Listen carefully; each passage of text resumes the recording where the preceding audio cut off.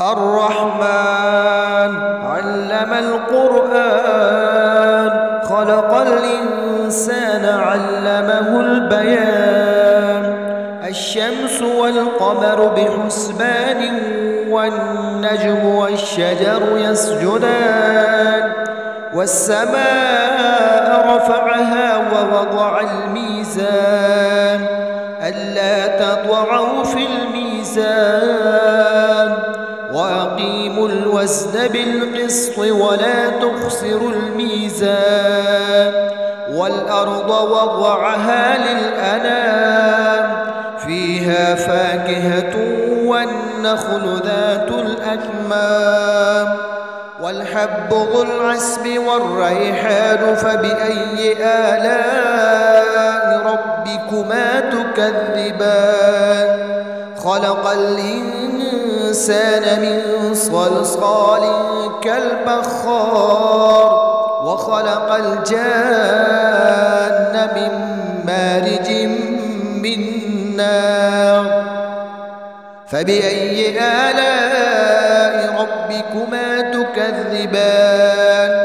رب المشرقين ورب المغربين فبأي آلاء ربكما تكذبان مرج البحرين يلتقيان بينهما برزخ لا يبغيان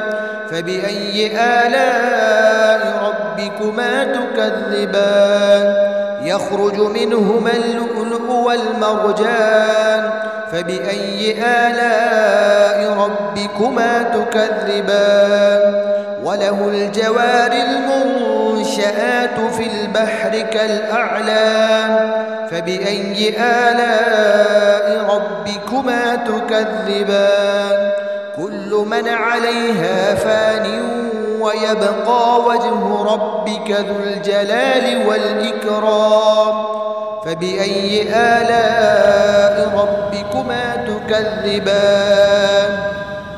يسأله من في السماوات والأرض كل يوم هو في شأن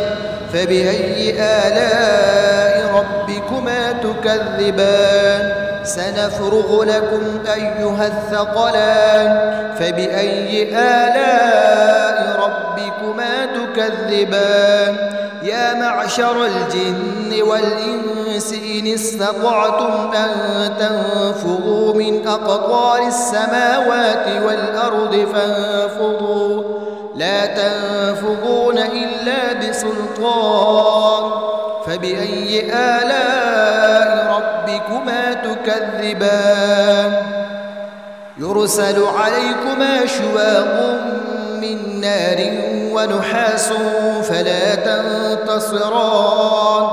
فبأي آلاء ربكما تكذبان فإذا انشقت السماء فكانت وردة كالدهان فبأي آلاء ربكما تكذبان فيومئذ لا يسأل عن ذنبه إنس ولا جان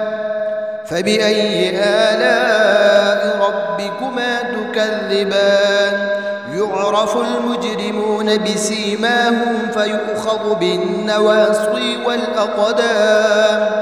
فبأي آلاء ربكما تكذبان هذه جهنم التي يكذب بها المجرمون يطوفون بينها وبين حميم آن فبأي آلاء ربكما تكذبان ولمن خاف مقام ربه جنتان فبأي آلاء ربكما تكذبان ذواتا أفنان فبأي آلاء ربكما تكذبان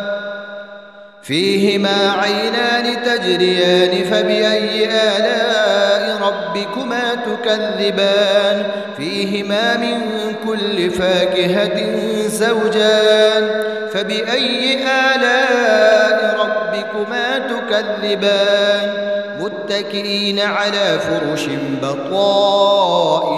من استبرق وجنى الجنتين دان فبأي آلاء ربكما تكذبان فيهن قاصرات الطرف لم يطمثهن إنس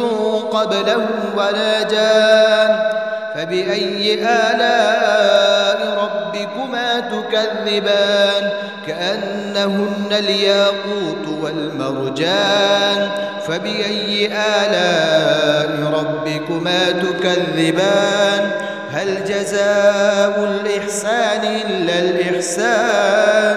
فبأي آلاء ربكما تكذبان ومن دونهما جنتان فبأي آلاء ربكما تكذبان مدهامتان فبأي آلاء ربكما تكذبان فيهما عينان نضاختان فبأي آلاء ربكما تكذبان فيهما فاكهة ونخل ورمان فبأي آلاء ربكما تكذبان فيهن خيرات حسان فبأي آلاء ربكما تكذبان حور مقصورات في الخيام فبأي آلاء ربكما تكذبان لم يطمسهن إنس قبلهم ولا جان فبأي آلاء ربكما تكذبان متكئين على رفرف خضر وعبقري حسان فبأي آلاء ربكما تكذبان تبارك اسم ربك ذي الجلال والإكرام.